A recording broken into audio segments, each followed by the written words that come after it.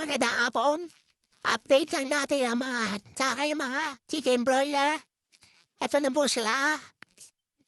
14 days po sila ngayon. 14 days. Ayan po sila. Malalaki na po. Yan po ang ating mga chicken broiler. At eto naman po ang mga 13 days. Yan po, 13 days po sila. At dito naman po sa loob ay 12 days. 12, 13, 14. Eh di wow. Yan po. Yan po. Yan. Wala silang inumin dahil inuuhaw natin.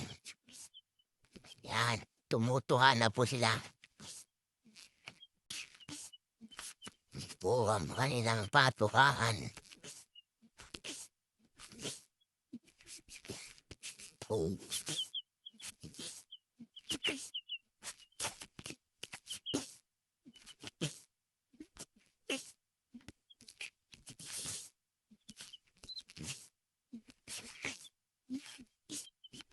At yan po muna ang ating update sa ating mga chicken broiler.